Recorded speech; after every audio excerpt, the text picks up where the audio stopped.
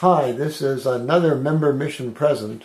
It comes from Meaghan McKenna, who has been a student in Cairo at the American University in Cairo and working on a master's in international human rights law, and you're doing a diploma. What kind of a diploma? Graduate diploma in what?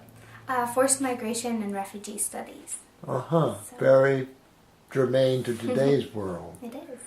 We're going to hear from Meaghan twice, but I want to hear now. She got back to Cairo shortly after the revolution was over. I did. And had some observations to share that I think will be most interesting and useful. So, how did you see what the people did, Meaghan? You had some comments along that line.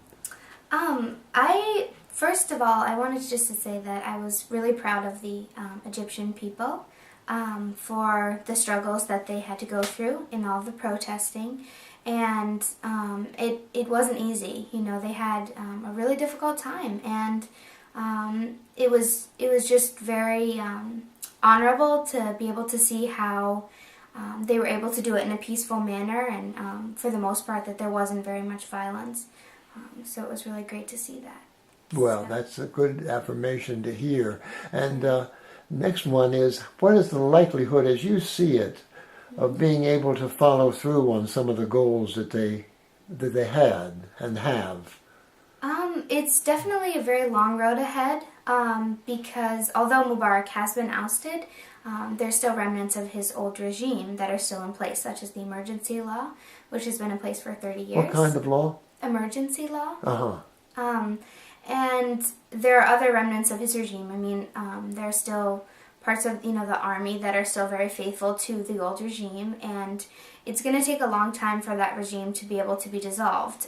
And it's definitely going to be a difficult road, but I still have the hope and the faith that they will be able to do that. Yeah, so. and we'll sure join you in that. Yeah. Another one, then, you kind of imply that things are slow changing. You talked of some women arrested during the protests, and even now, this is the new police, I mean, under the new regime, Right. some bad things happening. Without being too graphic about that, but tell us candidly Right. what happened to them. It was actually on International Women's Day. There was a special protest for the women in Tahrir Square, and I actually attended the protest myself, and I was surprised because there weren't very many Egyptian women there. It was mostly foreign women, a substantial amount of men actually as well. And we found out actually a couple days later that the few women that did attend the protest, the Egyptian women that is, that 18 of them were taken into the Egyptian Museum, and if they were not married, then they were forced to undergo virginity testing, which was very embarrassing for them, and it was basically just to prove to them that, these are the consequences of stepping outside of the traditional lines, of entering into the public sphere where women are traditionally in the private sphere. And it was just a horrible portray of, the power that the army has, and that they can just take these random women for no reason at all and just undergo such testing. And the women who were found to not be virgins were then taken and tried in military tribunals as prostitutes. Oh, So, my. And what would happen pretty to them horrible. if they were convicted? They'd face jail time. Jail so, time. And these are just regular women. So. Painful to hear. There's a good story, too, of a personal contact with a taxi driver, was it? Yeah. What was that? Well, I actually this semester have gotten to know 2 different taxi drivers, and through other friends, and they are really wonderful people. Every time that I've needed a ride, it's not just a ride to me, at least. They would come to my apartment and pick me up, and if there was any rioting going on at school where they would be taking me to, often one of the taxi drivers would bring along another friend of his so that if anything happened, he could get out of the taxi and protect me.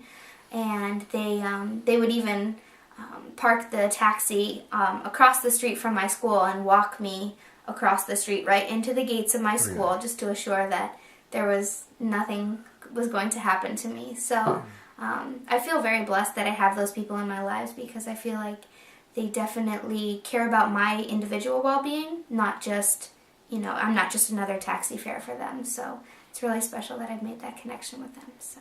And I'm hearing underlying, I know a bit about you from having been members of the same church with you, that the love and the justice you're talking about in various levels are dear to your heart and dear to your understanding of how God works. They are, very much so. And we're going to hear more from you because you're off to a conference in Jerusalem. I am. What's the name of that conference? It's the 6th International Young Adult Conference, and it's held by the Sabeel Center, and it's in Jerusalem. So. And did I get, is this the right, did I write this down correctly? Christianity in the East, Islam in the West, prophetic voices from Palestine and Israel. That's correct. Wonderful title. And you tell us that you're to come out of that with some kind of skills in peacemaking, peace building? Yeah, it's a peace building and conflict resolution conference, and we will be visiting local churches as well as refugee camps on both the West Bank and in Jerusalem, and various holy sites, things like that. So we'll be doing a little bit of tourism, but we'll also be seeing how these people live their daily lives and how they're affected by this conflict. So I'm really looking forward to it. It sounds exciting, and we'll look forward to hearing from you about it, Meaghan. Okay. Thanks so much. You're welcome.